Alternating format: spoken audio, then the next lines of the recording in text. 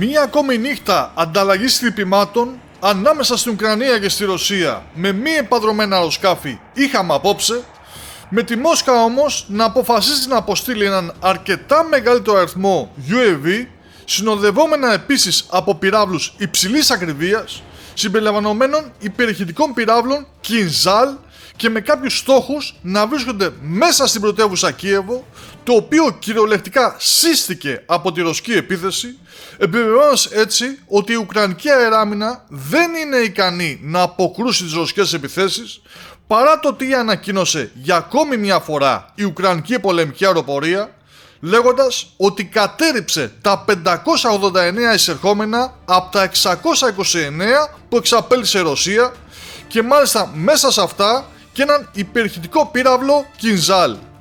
Η είδηση της ρωσικής επίθεσης, ειδικά στο Κίεβο, μεταδίδεται από το πρωί από τα περισσότερα δυτικά αντιρωσικά μέσα ενημέρωσης, καθώς επηρέασε και κτίρια χωρών της Δύσης, με το Ρωσικό Υπουργείο Άμυνας όμως να βγάζει μόλις πριν από λίγο την ανακοίνωσή του, λέγοντας τα εξής: απόψε οι ένοπλες δυνάμεις της Ρωσικής Ομοσπονδίας πραγματοποίησαν ομαδική επίθεση με όπλα υψηλής ακρίβειας, μεγάλης εμβέλειας από αέρος, συμπεριλαμβανομένων υπερηχητικών αεροβαλιστικών πυράβλων Kinzhal και με επιθετικά μη επαδρομένα αεροσκάφη εναντίον επιχειρήσεων του στρατιωτικομηχανικού συμπλέγματος και στρατιωτικών αεροπορικών βάσεων στην Ουκρανία. Οι στόχοι της επίθεσης επιτεύχθησαν. Όλοι οι καθορισμένοι στόχοι επλήγησαν. Τι χτυπήθηκε όμως στο Κίεβο και γιατί αναστατώθηκε η Δύση? Όσοι παρακολουθούμε στενά τις εξελίξεις, είχαμε δει τις προηγούμενες ημέρες ρωσικά μέσα ενημέρωσης να καυτηριάζουν την ανόητη αποκάλυψη δημοσιογράφων για κτίριο στο Κίεβο όπου συναρμολογούσαν μη επαδρομένα αεροσκάφη. Αυτός λοιπόν ήταν ένας από τους στόχους των Ρώσων.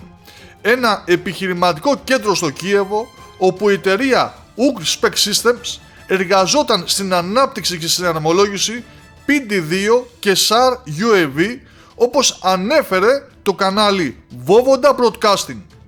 Ο δεύτερος στόχος ήταν στην περιοχή του Ολυμπιακού Σταδίου στο Κίεβο, όπου οι Ρώσοι έπληξαν διαμερίσματα στην οδό Ζιλιάνσκα, που όπως γράφουν ρωσικά μέσα ήταν ενοικιαζόμενα και το πιθανότερο να φιλοξενούσαν είτε Ουκρανούς είτε ξένους των Ουκρανικών ενόπλων δυνάμεων. Μόνο που απέναντι από αυτά τα διαμερίσματα βρίσκεται το κτίριο του Βρετανικού Συμβουλίου, το οποίο υπέστη ζημιές από το οστικό κύμα, όπως ζημιές υπέστη και το κτίριο που φιλοξενεί τη διπλωματική αποστολή της Ευρωπαϊκής Ένωσης. Και όταν λέμε ζημιές, μιλάμε για σπασμένα παράθυρα και την αποκόλληση και πτώση μιας ψευδοροφής.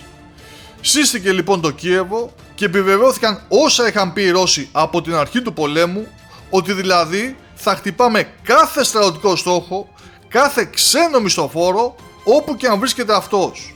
Και όπως φαίνεται, ακόμα και αν στην απέναντι πλευρά του δρόμου βρίσκονται κτίρια δυτικών χωρών.